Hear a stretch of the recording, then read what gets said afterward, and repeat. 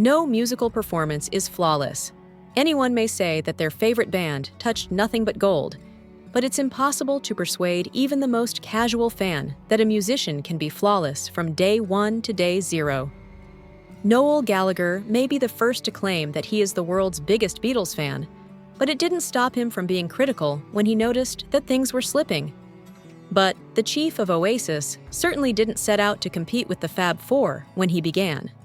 Cool Britannia had already achieved cultural significance when the Beatles anthology was released. Fans had Free as a Bird and Real Love embedded in their hearts for years.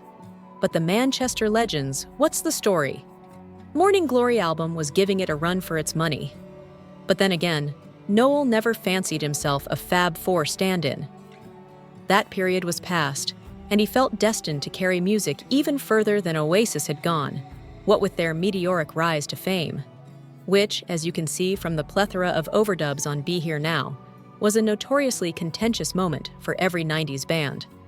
Although Noel and Liam made a full recovery after their train disaster, the world's adoration for the Beatles remained constant. Fans were anxious to hear the Fab Four's Greatest Hits album one again, and when Cirque du Soleil chose to create a performance based on the band's classics, Giles Martin was there to introduce the music to new fans. Love is still a great method for modern-day Beatles fans to hear the band for the first time. Even if many of the tracks aren't faithful recreations of their earlier work, the greatest approach to experience the psychedelia the band aimed for on albums like Revolver and Sgt. Pepper's is to listen to how various songs fade in and out of the mix. Noel admitted that he had doubts about the album when he first heard it, exclaiming, "It's fucking ridiculous," demonstrating that even a record as Beatles-centric as this one would have its naysayers. "It irritates and disgusts me greatly. I find fault with the artwork, the liner notes, and the overall sound and mixing of the songs. So what's the big deal with that? Even though we wouldn't be able to stop it, we pray that it never occurs to our music." Despite Noel's initial disinterest, he eventually warmed up to a couple of the songs.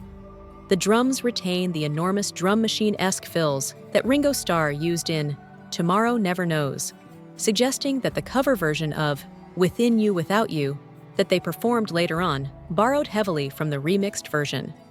The band continued to utilize the strange sound effect from the Beatles' days on Dig Out Your Soul, which featured a spoken word piece recorded by John Lennon before he passed away. There would be more nice surprises in the world if more people were willing to listen to things they don't like, even if Noel didn't enjoy the thought of his favorite band's music being ripped apart like this.